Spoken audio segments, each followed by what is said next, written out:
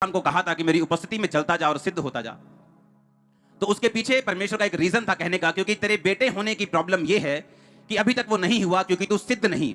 जैसे तू सिद्ध होगा, जैसे तू परफेक्ट होगा और हर एक हुक्म को मानना शुरू कर देगा, मैं तेरे घर में वही बेटा दूंगा जो तुझे चाहिए। आज आपकी जरूरत हो सकता है फाइनेंस हो, आपकी जरूरत हीलिंग हो, आपकी जरूरत बंधनों से फ्री होना हो। मैं आपको देख रहा हूं स्पिरिट में बहुत से लोगों को जो पारिवारिक बंधनों में, जिनका ताया उनकी टांगों को खींच रहे हैं, उनके रिश्तेदार उनकी टांगों को खींच रहे हैं, जॉइंट फैमिलीज एक दूसरे की टांगों को खींच रहे हैं। मैं देख रहा हूं बहुत से बंधनों को आपकी लाइफ में। मेडिकल तरह के मेडिकली आपको बंधन है, एक बीमारी से छूटे, दूसरी में, तीसरी में, किसी की दवाई नहीं लग रही, एक से दो दवाई, दूसरी से तीसरी, चौथी, पांचवी, सोच रहे कौन कौन सी दवाई मैं किस किस टाइम खाऊंगा, पागल हो जाऊंगा। यह भी एक बंधन है। याद रखो, जब आप बोलते परमेश्वर मुझे इस बंधन से आजाद कर, या मुझे मेरे बेटे को नशों से आजाद कर, या मुझे हीलिंग दे, या मुझे फाइनेंशियली ब्लेस कर, तो जब परमेश्वर आपको वचन देता है तो आप सोच सकते हैं कि नहीं नहीं, मैं तो इस विषय में परमेश्वर से मांग रहा हूं, परमेश्वर मुझे यह वाला वचन क्यों दे रहे। अब्राहम भी यह बात बोल सकता था कि नहीं परमेश्वर मुझे ऐसा कुछ बता जिससे मेरे बेटा हो जाए, मुझे ऐसी बात बता, मेरे सामने प्रकट होकर तू ऐसा बोल कि जा दिन रात के 40 रोजे रख, मैं तुझे संतान दे दूंगा। जा तू ऐसा कर, इतना ये कुछ कर दे, मैं तुझे संतान दे दूंगा। लेकिन जब परमेश्वर उसके सामने प्रकट हुआ, परमेश्वर ने कहा सिद्ध होता जा। अब उसे मालूम था कि सिद्धता वो किस बात में उसके जिंदगी में नहीं। जब परमेश्वर आपको कई बार बोलते हैं बी परफेक्ट, आपको मालूम होता है अच्छा आपको इसीलिए परमेश्वर ने बोला कि मेरी लाइफ में ये कमी है क्योंकि मैं शायद प्रेयर नहीं करता हूं। आपको आपकी कमी मालूम होती, हाँ ये मेरी कमजोरी है, ये मेरी प्रॉब्लम है, इसलिए परमेश्वर बोला। आपको मालूम होता है कि परमेश्वर आपको किस विषय में आपसे बात कर रहे हैं। अब्राहम को मालूम था कि परमेश्वर किस विषय में उससे बात कर रहे हैं, इसलिए उसने कुछ नहीं कहा। वो जान चुका था कि परमेश्वर मुझसे कहता है मैं सिद्ध हो जाऊं, अपनी जिंदगी की कमियों को निकाल दूं, ताकि जो कोई आशीष प्रभु ने मेरे लिए रखी हुई है वो बिना किसी रुकावट के मेरी जिंदगी में आ सके। अब जो वचन मैं आपसे बात करूंगा, जिस वचन के बारे में, उस वचन को तोड़ने के कारण मैं आपको कहता हूं कि दुनिया की अगर जितनी भी मिनिस्ट्रीज गिरी हैं वो उसके कारण गिरी हैं। 90% विश्वासी उस कमी के कारण गिरे हैं। और अगर इस कमी के ऊपर आप कब्जा कर लें, इस कमी के ऊपर अगर आपने काबू पा लिया, आपकी लाइफ में बहुत सी ऐसी प्रॉब्लम्स हैं, बहुत सी ऐसी दिक्कतें हैं, वो चली जाएंगी और ब्लेसिंग्स एंटर करेंगे। आप सोचते हैं कि परमेश्वर मुझे फाइनेंशियली ब्लेस करने के लिए किसी बंदे को भेजेगा जो 50 लाख का बैग लिए हुए मेरे पास आएगा, लेकिन कई बार परमेश्वर ऐसा ब्लेस नहीं करता। आपको लगेगा कि परमेश्वर मुझे शायद किसी डॉक्टर से मिलवा दे और मेरा गर्भ खुल जाए, आपको लगेगा कि शायद कुछ ऐसा हो जाए, लेकिन कई बार परमेश्वर ऐसे काम नहीं करता, क्योंकि बाइबल कहती है उसके काम करने में और हमारे काम करने में जमीन और आसमान का फर्क है, उसके सोचने में और हमारे सोचने में जमीन और आसमान का फर्क है। हालेलुया। निर्गमन 20 उसकी 24 आयत को पहले मैं पढ़ूंगा। मेरे लिए मिट्टी की एक वेदी बनाना और अपनी भेड़ बकरियां, गाय बैल के होम बलि और मेल बलि को उस पर चढ़ाना। जहां जहां मैं अपने नाम का स्मरण कराऊंगा वहां वहां आकर तुम्हें आशीष दूंगा। लोग बोलते हैं क्यों चर्च में जाना जरूरी है, घर बैठे भी तो इबादत हो सकती है, घर बैठे परमेश्वर का नाम लिया जा सकता है। लेकिन बाइबल कहती परमेश्वर ने कहा मेरे लिए एक वेदी यानी एक परमानेंट स्थान बनाना और वहां पर अपने भेंटों को चढ़ाना, और जहां जहां मैं अपने नाम का स्मरण कराऊंगा वहां वहां मैं आपको आकर आशीष दूंगा। क्या आप नहीं जानते आज आप यीशु मसीह के नाम का स्मरण कर रहे हैं? किसका नाम लिया जा रहा है आज यहां पे? क्या लोग मेरी वजह से चंगे हो रहे हैं? बोलो, किसकी वजह से हो रहे हैं? यीशु मसीह की वजह से। तो किसका नाम हम याद कर रहे हैं? तो बाइबल कहती है जहां जहां यीशु मसीह का नाम याद किया जाएगा वहां वहां मैं तुम्हें आकर क्या दूंगा? आशीष दूंगा। और मेरे लिए एक स्थान बनाना जहां पर तुम अपनी भेंटों को चढ़ाना और मेरे नाम को याद करना, और जहां जहां मेरा नाम लिया जाएगा वहां वहां मैं आकर तुमको आशीष दूंगा। इसलिए जो चर्च में लोग आने वाले लोग होते हैं वो हमेशा ज्यादा आशीषित होते हैं उनसे जो कभी कभी चर्च में आते हैं। उनकी स्पिरिचुअल लाइफ ज्यादा प्रोटेक्टेड होती, उनकी स्पिरिचुअल लाइफ ज्यादा एनलाइटन होती, ज्यादा वो देख सकते हैं, उनकी स्पिरिचुअल आई ज्यादा ओपन होती और वो चीजों को अच्छी तरह से समझ सकते हैं जो आम लोग नहीं समझ सकते। अब्राहम की आशीष मिलने में और ना मिलने में अब यही फर्क रह गया था कि कौन सी ऐसी चीजें थी जो उसके आसपास हो रही थी जो अब्राहम की आत्मिक समझ में नहीं आ रही थी। और परमेश्वर उससे कह रहा था कि उस समझ में लेके आ उन चीजों को, अपनी कमियों को निकाल तो मैं तुझे वहां पर आकर आशीष दूंगा। परमेश्वर ने इन 10 हुक्मों को पुराने नियम में दिया। लोग बोलते पुराने नियम के 10 हुक्म खत्म हो चुके हैं, ऐसा नहीं है।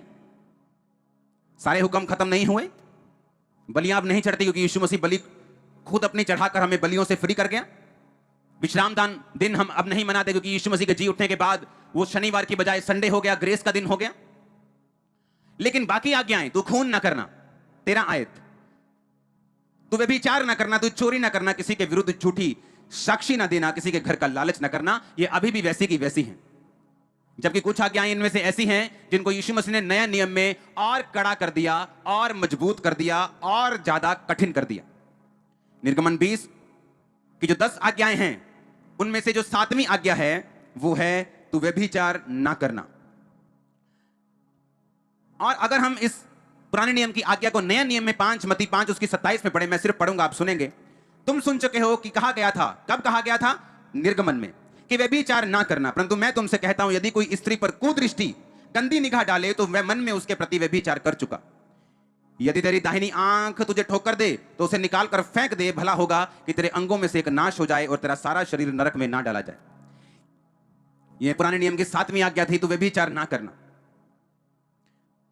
लिखा ये आज्ञा व्यभिचार को वर्जित करती, यानी उसको मनाही करती।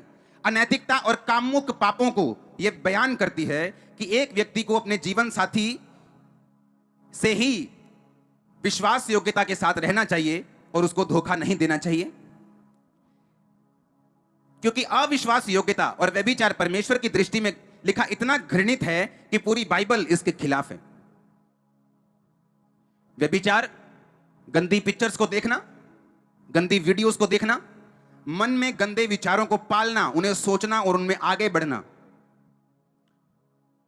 व्यभिचार इतना गंभीर पाप है कि परमेश्वर के वचन का यह अनादर करने के बराबर है, और परमेश्वर की 10 आज्ञाओं में से एक और यीशु मसीह की मत्ती की आज्ञाओं को तोड़ने के बराबर है।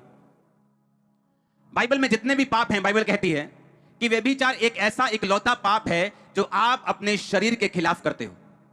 लिखा व्यभिचार करने वाला व्यक्ति अपने शरीर के खिलाफ पाप करता है, और बाइबल कहती है अगर आप अपने शरीर को खिलाफ पाप करेंगे जहां पर पवित्र आत्मा रहता है तो परमेश्वर इसका दंड आपको देगा। दुनिया में बहुत सारी ऐसी घटनाएं हैं जहां पर लोग इस व्यभिचार के कारण मर गए, और अगर आप ध्यान लगाएं दुनिया में वो और ऐसी कितनी गंभीर बीमारियां हैं जो इस व्यभिचार के पाप की वजह से लोगों को लगती हैं। वो मानसिक, शारीरिक और पैसे की कमी की प्रॉब्लम उनकी लाइफ में सदा रहती है। व्यभिचार एक ऐसा पाप है, अगर यह आपकी लाइफ में रहे तो नीति वचन 5 उसकी 1 आयत से मैं पढ़ूंगा।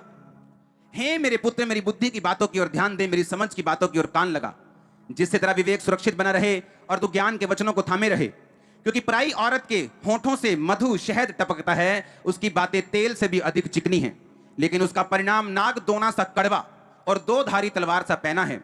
उसके पांव मृत्यु की ओर बढ़ते हैं, उसके पग अधोलोक तक पहुंचते हैं, इसलिए उसे जीवन का समथर पथ नहीं मिल पाता।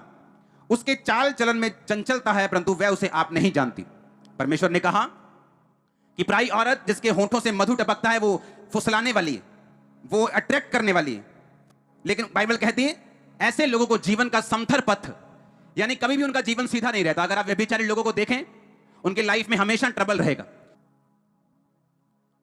उसने लिखा कि उसे जीवन का समथर पथ नहीं मिल पाता। फिर बंदे सोचते हैं यार डोले शोले तो बहुत थे यार, ऐसा कैसे बीमारी हो गई। लोग सोचते हैं यार बड़ा पैसे वाला, इसको ये ऐसा क्यों हो गया। लेकिन बाइबल कहती जो व्यभिचार में है उनको जीवन का सीधा रास्ता कभी नहीं मिल पाता।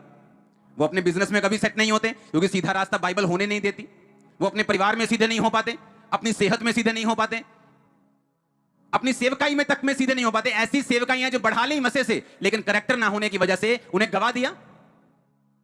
क्या चाहते हैं परमेश्वर? ऐसा कि आप 10 साल चर्च आए, मसा कमाएं, सामर्थ कमाएं, इज्जत कमाएं और एक पाप में अपना सारा कुछ गवा दें। परमेश्वर तो ऐसा नहीं चाहते, लेकिन शैतान ऐसा चाहता है, क्योंकि शुरू से उसे मेहनत को व्यर्थ करने का एक लालसा है उसके अंदर। बाइबल कहती मुझ में की गई मेहनत व्यर्थ नहीं जाती, लेकिन मुझसे बाहर नहीं। और शैतान जानता है आपकी मेहनत व्यर्थ कैसे करनी, पाप में गिरा के। लिखा उसे जीवन का समथर पथ नहीं मिल पाता, उसे जीवन का सीधा रास्ता नहीं मिल पाता जो लोग व्यभिचार में रहते हैं। पुराने नियम में लिखा था तुम व्यभिचार मत करना।